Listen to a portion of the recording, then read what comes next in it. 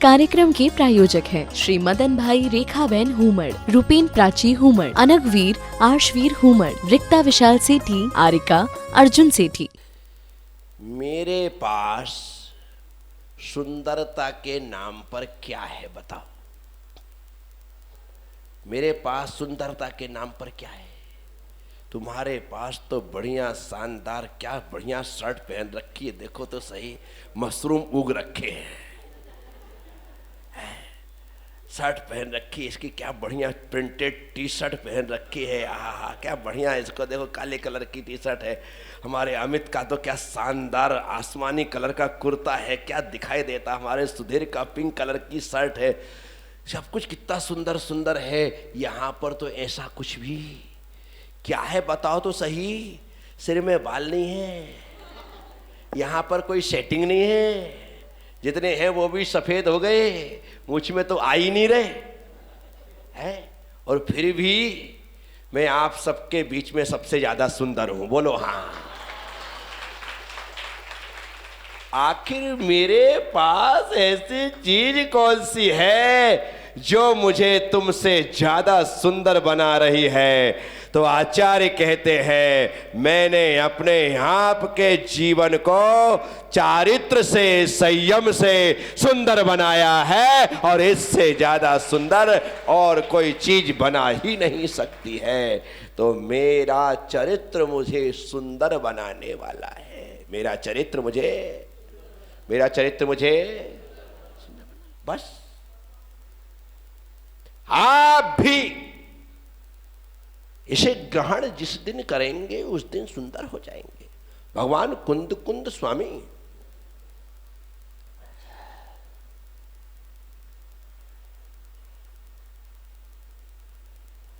समय सार जी में कहते हैं, सब्बस सुंदरो लोए। संसार में यदि सबसे सुंदर कोई चीज है तो आत्मा है। क्या है? जो दिखाई नहीं देती। शरीर तो विविध प्रकार के होते हैं, शरीर तो विविध प्रकार के, काले भी हैं, गोरे भी हैं, लंबे भी हैं, ठिगने भी हैं, मोटे भी हैं, दुबले भी हैं, ना जाने कितने कितने प्रकार के लोग हैं। सबके अलग अलग शरीर है साथियों, लेकिन आत्मा सबकी एक सी है। और उस आत्मा के लिए ही आचार्य कुंद भगवान कहते हैं, संसार में यदि सबसे सुंदर कुछ है तो सिर्फ एक आत्मा है। उस आत्मा के कारण ही इस शरीर की कीमत है, अन्यथा ये शरीर तो आत्मा के निकलने के साथ ही जला दिया जाता है, फूंक दिया जाता है, खाक में मिला दिया जाता है, राख कर दिया जाता है क्या? ना किसी की आंख का नूर हूं, ना किसी के दिल का करार हूं, जो किसी के काम ना आ सके। मैं एक वो मुश्ते गुबार हूं। हमारी औकात एक मुट्ठी राख से ज्यादा नहीं है। ये 5-6 फुट का शरीर जिस दिन जलेगा ना, एक लोटे में लाया जाएगा, एक लोटे में समा जाता है। खेला खत्म। जो किसी के काम ना आ सके, मैं वो एक मुश्ते गुबार हूं। एक मुट्ठी राख से, एक मुट्ठी धूल से ज्यादा हमारी कोई हैसियत है ही नहीं। किस बात का गुमान करते हो? किस बात का अहंकार करते हो? है क्या हमारे पास? सब कुछ मिट्टी में मिलने वाला है, सब कुछ खत्म हो जाने वाला है। जिस शरीर पर ज्यादा इतराते हो ना, ये सिर्फ ऊपर की गोरी चमड़ी की चमक है। थोड़ा एक बार जरा सा चाकू लेकर के छील करके देखना, क्या निकलेगा है? इसके भीतर गंदगी के अलावा कुछ भी नहीं है। गंदगी के अलावा कुछ भी नहीं है। मल मूत्र तो है ही, जो तो 24 घंटे निकल रहा है। नवद्वार बहे घिनकारी, अस देह करे किमियारी। लगातार अभी कान में अंगुली डालो तो मैल निकल जाए, आंख में करो तो कीचड़ आ जाए, नाक में डालो तो निकल जाए, मुंह से निकालो तो निकल जाए। हे भगवान, जरा सी उमस बढ़ गई, पूरा शरीर पसीना पसीना हो गया। ये क्या है? तो मल ही ना, इसके अलावा कुछ भी नहीं है। समड़ी निकल जाए तो अभी खून आने लगे, 2 दिन तक आप ख्याल ना रखो, पानी आने लग जाए तो मवाद पड़ जाए, मक्खियां बैठने लग जाए, उड़ा उड़ा करके परेशान हो जाओ। बोलो, इसके अलावा कुछ नहीं है। इसलिए शरीर पर गुमान मत करना। गुमान करना तो अपने संयम से युक्त, चारित्र से युक्त आत्मा पर करना, क्योंकि वही आत्मा एक दिन परमात्मा होने वाली है। इस शरीर का कोई भी मूल्य नहीं है। इसकी कीमत आत्मा के द्वारा धारण किए गए संयम को पालन करवाने में ही है। यदि ये मेरे पांव छुए जाते हैं ना, ये मेरे पैर धोए जाते हैं ना, तो पैर इसलिए धोए जा रहे हैं क्योंकि आत्मा ने चारित्र धारण किया है। पांव नहीं धोए जा रहे, चारित्र को धो करके लोग अपने माथे पर लगा लेना चाहते हैं कि हमारे जीवन में भी थोड़ा सा चारित्र आ सके। वो है पैर तो तुम्हारे भी हैं। क्या हुआ भूपेंद्र?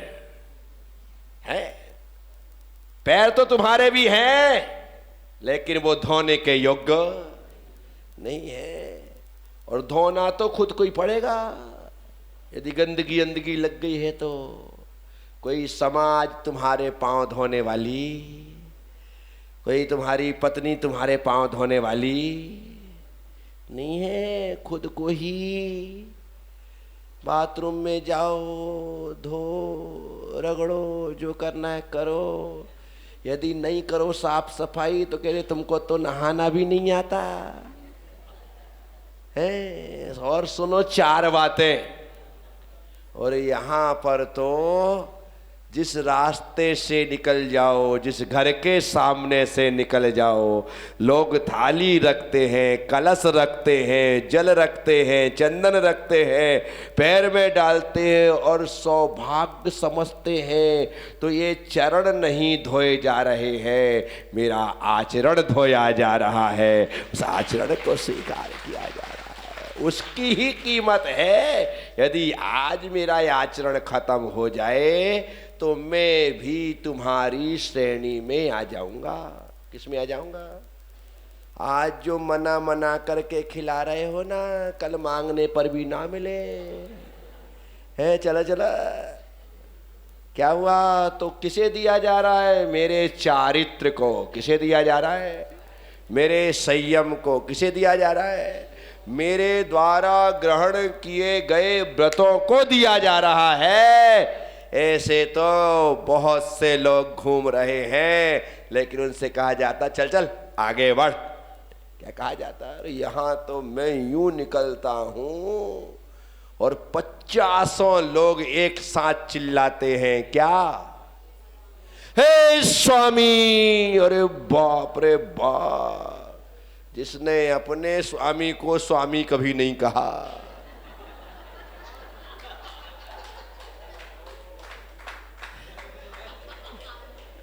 है, वो देखो दिगंबर मुद्रा से संपन्न दिगंबर मुनिराज, जिन्होंने सब कुछ छोड़ दिया। और जो सब कुछ छोड़ने की हिम्मत रखता है, सारा संसार उसे अपना स्वामी कह करके पुकारता है। हे स्वामी नमोस्तु नमोस्तु। जो कहता है मेरा कुछ नहीं, उसको दुनिया सब कुछ देने को तैयार है। और जो कहता है ये मेरा है, तो बोला तेरा कहां से आया? क्या हो गया? सब छोड़ दो, सब तुम्हारा हो जाएगा। जितना पकड़ोगे वो पराया हो जाएगा। तो मुझे यदि कहा जाता रहा हे स्वामी नमोस्तु नमोस्तु नमोस्तु, सिर्फ इसलिए क्योंकि मैंने सब छोड़ दिया। क्योंकि मैंने, यदि पकड़ होती तो मेरी पत्नी भी स्वामी बोलने को राजी नहीं होती, वो भी तैयार नहीं। ये सच्चाई है। इसलिए मैं आप सबसे कहता हूं, दुनिया में त्याग से बढ़ करके कुछ नहीं है। त्याग करना सीखो। त्याग करोगे, दुनिया के सारे सुख, सारी सुविधाएं सब तुम्हारे पीछे भागेंगी। क्योंकि त्याग करने से पुण्य जन्म लेता है, और पुण्य के कारण से सारी सुख सुविधाएं पीछे पीछे भागती हैं। और भोग जहां होता है वहां पाप पैदा होता है, और जहां पाप पैदा होता है वहां सुख सुविधाएं आगे भागती हैं और भोगी उसके पीछे भागता है। और जहां त्याग होता है त्यागी आगे भागता है और सुख सुविधाएं उसके पीछे पकड़ने के लिए भागती हैं। इसलिए मैं आप सबसे कह रहा हूं, त्याग का मजा ही कुछ अलग है। मौन भोजन करने का नियम ले लो। मौन से भोजन करने का नियम ले लो, एक दिन के लिए। कितने दिन के लिए? एक दिन के लिए। घर जाकर के पत्नी से कहना, आज मैंने मौन से खाने का नियम लिया है। अब देखना, जो पत्नी परोसने के बाद तुम्हें देखती तक नहीं थी, अब वहीं खड़ी रहेगी। रोटी लाऊं, चावल दूं, दाल दूं, पापड़ दूं। कल तो मंगाते थे पापड़ लाना, तो कहते खत्म हो गया। और मोल लेते ही कह रही पापड़ लाऊं। आपने तो कुछ खाया नहीं, एक रोटी और ले लो। क्या हुआ? ये त्याग का फल है। मांगना बंद कर दो, दुनिया मनाने लगेगी। और मांगना प्रारंभ कर दो, दुनिया मना करना प्रारंभ कर देगी। ये दुनिया का रिवाज है। ये दुनिया का, मांगने वाले को मना किया जाता है और मना करने वाले को मनाया जाता है। मना करने वाले को, मैं मना करता हूँ, मुझे मनाते हैं, महाराज जी प्लीज ले लो ना, एक ग्लास और ले लो, एक गुलाब जामुन और ले लो। नहीं लेना, क्या कर लोगे? मैं मना करता हूँ, तुम मनाते हो और तुम मंगाते हो। तो पत्नी कहती, खाली आपके लिए थोड़ी, बच्चे भी तो है।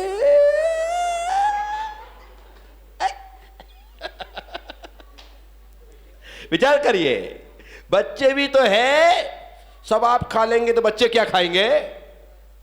आपको दो दे दिए बस, अब नहीं। अरे बाप रे बाप, विचार करो, ऐसा होता है नहीं होता है?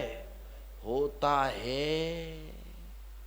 आप जितना जो मिलता है उतना ही दिया जाता है। यदि आधा नींबू दिया है तो आधा ही मिलेगा।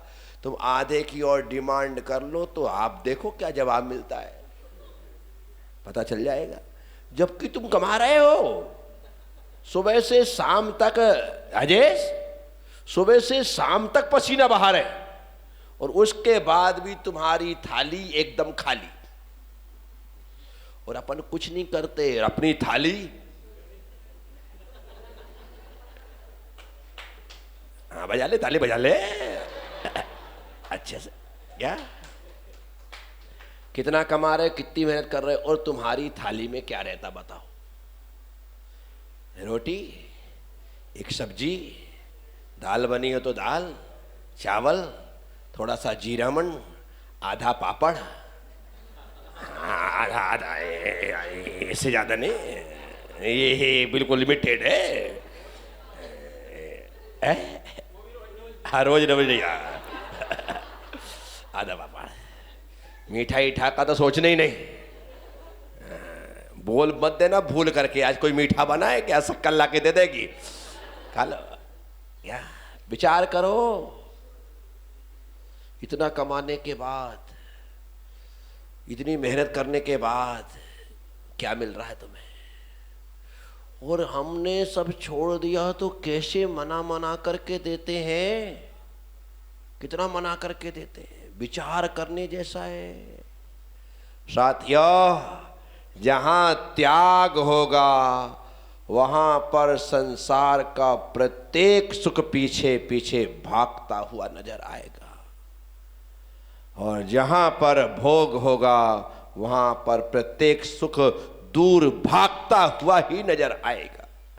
मैं आप सबसे कह रहा हूं, जिन लोगों ने मेरे ब्यूटी पार्लर में अपनी आत्मा को सुंदर बनाने के लिए मुझसे नियम लिया है, अर्थात आपने कहा है कि आप मेरी आत्मा को सुंदर बना दो, तो मैंने आपको सीट में बिठा दिया। कहाँ बिठा दिया? सुबह 8 लोगों को मैंने अपने सामने बुलाया। सामने बुलाने का मतलब क्या है? आपने सीट ग्रहण कर ली। 10 महिलाएं आगे आई, मतलब उन्होंने सीट अब आपके लिए बराबर तरीके से फुल ट्रीटमेंट दिया जाएगा, अच्छे तरीके से मसाज असाज करके आपको आत्मा को सुंदर बनाया जाए। मैं आप सबसे कह रहा हूं, कुछ बिगड़ा नहीं है। सुबह सभी लोग थे, यदि कोई बाकी रह गया हो, डोंट वरी, चिंता की कोई ज़रूरत नहीं है। अभी आप नियम मत लो, लेकिन कल सुबह 7 बजे अभिषेक प्रारंभ होगा। कितने बजे? 7 बजे अभिषेक की विधि प्रक्रिया प्रारंभ होगी, जो 7:30 बजे तक, पौने 8 बजे, जितना देर लगता है मुझे पता नहीं कितना टाइम लगता है तीनों वेदियों में, जितना भी टाइम लगता है वो क्रम से वो तीनों वेदियों में बहुत अच्छे तरीके से अभिषेक पूजा की प्रक्रिया चलेगी। आप सब लोग उसमें सम्मिलित हों। जो लोग सुबह नहीं थे अभिषेक करने वाले हैं वो अभिषेक करते हैं। सपोज करो कोई सुबह ऐसा था कि 4 लोग मुझे बताए गए थे कि 4 लोग अभिषेक करते हैं, और हो सकता है कोई व्यक्ति सुबह 6 बजे अभिषेक करके चला गया हो और दुकान में बैठ गया हो, उस समय ना रहा हो। तो मैं उनसे भी कह देता हूं, जनहित में जारी